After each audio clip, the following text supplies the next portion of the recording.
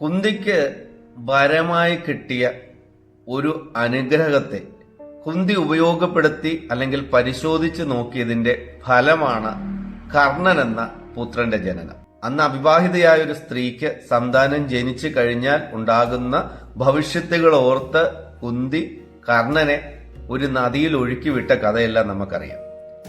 കർണൻ സ്വന്തം മകനാണെന്ന് കുന്തിക്ക് അറിയാമായിരുന്നിട്ടും കർണൻ പല ഘട്ടങ്ങളിൽ ധാരാളം അപമാനങ്ങൾ നേരിട്ടപ്പോഴും ഒന്നും തന്നെ കുന്തി മുന്നോട്ട് വരികയോ ഇതെന്റെ പുത്രനാണെന്ന് പറഞ്ഞ് കർണന്റെ അഭിമാനത്തെ ഉയർത്തിപ്പിടിക്കുകയോ കർണനെ ചേർത്ത് പിടിക്കുകയോ ഒന്നും ചെയ്തിട്ടില്ല. കുരുക്ഷേത്രം തുടങ്ങുകയും യുദ്ധം നടക്കുകയും ഒക്കെ ചെയ്തതിനു ശേഷം കർണന്റെ മരണത്തിന് തൊട്ട് തലേ ദിവസമാണ് കുന്തി കർണനെ കാണാൻ വരുന്നത്.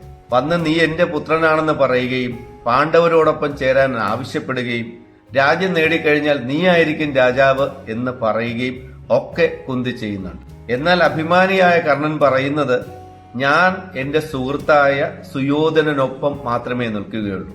ഞാൻ അപമാനിക്കപ്പെട്ടപ്പോൾ എന്നെ ചേർത്ത് നിർത്തിയതും എന്നെ രാജാവാക്കിയതുമെല്ലാം സുയോധനനാണ്. അതുകൊണ്ട് തന്നെ സുയോധനനെ ഉപേക്ഷിച്ച് വരില്ല എന്നാണ് കർണൻ പറഞ്ഞത്. സൗഹൃദത്തിന്റെ ഏറ്റവും വലിയ ഉദാഹരണമാണ് കർണനും സുയോധനനും എന്നുള്ളതാണ് ഈ മഹാഭാരതം മുന്നോട്ട് വെക്കുന്ന ഏറ്റവും മികച്ച കാഴ്ചകളിലൊന്ന്.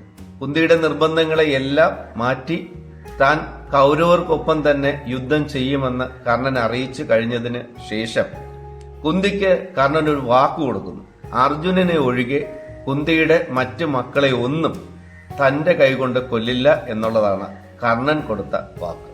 ആ വാക്ക് അദ്ദേഹം പാലിക്കുകയും ആ വാക്ക് പാലിക്കുന്നതിനിടയിൽ തന്നെ അദ്ദേഹം കൃഷ്ണന്റെ ഉപദേശമനുസരിച്ച് ചതിയാൽ കൊല്ലപ്പെടുകയും ചെയ്യുന്നുണ്ട്. മഹാഭാരതത്തിൽ കർണന് കിട്ടുന്ന സ്ഥാനവും പരിഗണനയും ഒക്കെ മറ്റേതെങ്കിലും കഥാപാത്രങ്ങൾക്ക് കിട്ടിയിട്ടുണ്ടോ എന്നുള്ള കാര്യം സംശയമാണ്.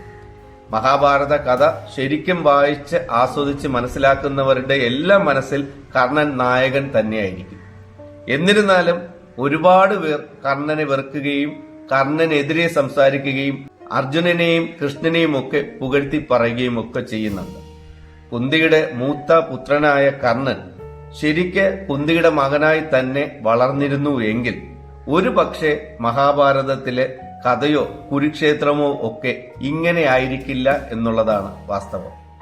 ഒരമ്മയുടെ ചതിയാൽ വളർന്ന മകൻ ഒരു സുഹൃത്തിന്റെ ചേർത്ത് പിടിക്കലിലൂടെ ജീവിച്ച് ഒടുവിൽ ആ സുഹൃത്തിന് വേണ്ടി സ്വന്തം ജീവൻ ബലി കൊടുത്തത് കൂടിയാണ് കർണന്റെ മഹാഭാരതത്തിലെ കുരുക്ഷേത്രത്തിലെ പോരാട്ടത്തിന്റെ കഥ.